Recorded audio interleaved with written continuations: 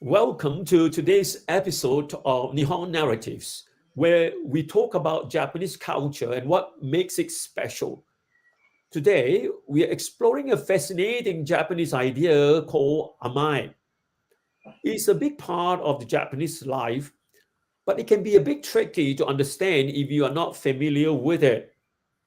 That's true. Amae is one of those words that doesn't have a direct translation in English. People often say it means depending on the kindness of others. But that doesn't fully explain it, does it? Exactly.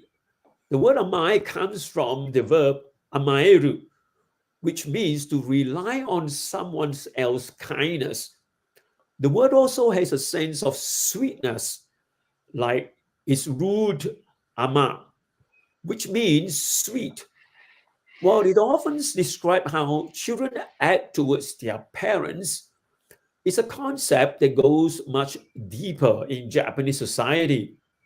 Yes, Amae is a key part of how relationships are formed and kept in Japan. It's like the emotional bond that holds families, friends, and even co workers together. You could say it's a way people depend on each other to keep relationships smooth and peaceful. What's really interesting is how Amae works differently depending on who you are interacting with. There are different circles of relationship.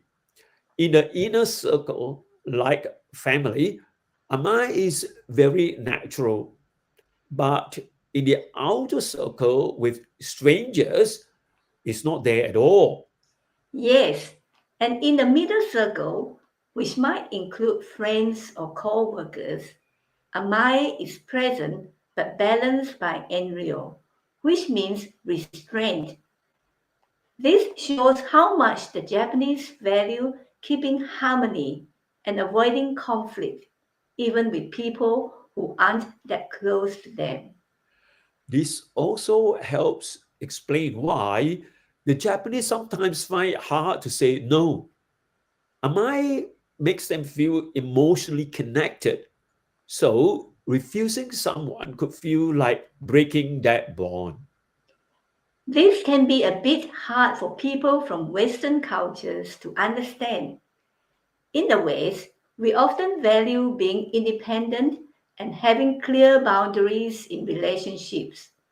Saying no is part of that, but in Japan, it can feel like you are turning down the person, not just their request.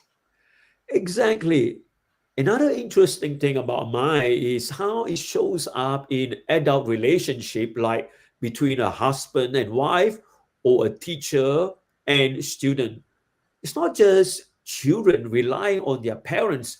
It's also about adults depending on each other in ways that's normal and expected in Japan. Yes, and it's not seen as a weakness. In fact, in Japanese culture, it's a sign of trust and closeness. For example, a wife might amaeru towards her husband, relying on him for support, which actually strengthens their relationship. And this is where it gets really interesting, especially when we compare to Western ideas of independence. In Japan, Amai is an important part of social harmony, helping people work well together. But it can also be challenging. For example, Westerners living in Japan might feel uncomfortable with the expectation of amae in some relationships. It can feel like a lot of pressure to maintain that emotional connection. I remember when we first moved to Japan, it was hard to understand why some of our Japanese friends would insist on treating us to meals or giving us gifts. At first, it felt like we owed them something, but over time, we realized it was their way of building a relationship based on amae. Exactly. It's a cultural detail that takes time to appreciate. Once you do, you see how Amae is part of so many aspects of Japanese life, from work to friendships, and even how children are raised. Speaking of children, the roots of Amae are in the relationship between mother and child. It's about the deep natural desire to be loved and cared for, which continues into adulthood in different ways. And it's fascinating to think about how this simple idea shapes the whole of Japanese society.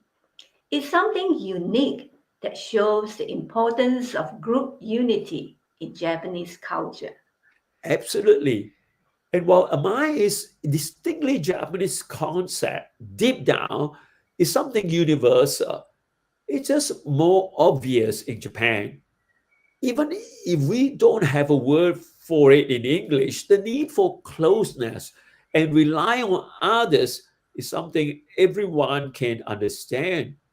That's true. And it makes you think about how much our own cultural behaviors are influenced by similar, maybe unspoken expectations of depending on and supporting each other. It's a reminder that culture shapes how we relate to others in ways we might not even realize. So, what can we take away from this? As people who have lived in Japan for so long, I think understanding Amai means help us appreciate the depth of relationship in Japan and the subtle ways Japanese people keep harmony and connection.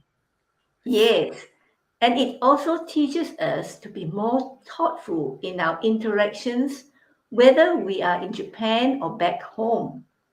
There's a lot to learn from how the Japanese approach relationships with care, restraint, and mutual support. It's certainly enriched our lives, and we hope this discussion has given our listeners some new insights into this fascinating part of Japanese culture. We hope you enjoyed today's episode of Nihon Narratives. If you have any questions or thoughts about Amae, feel free to reach out to us. We would love to hear from you. Thanks for tuning in. Thanks for tuning in, and we'll see you next time with another deep dive into the unique and beautiful world of Japanese culture. If you like this episode, please don't forget to subscribe and leave us a review. Bye for now. Bye. Till the next time.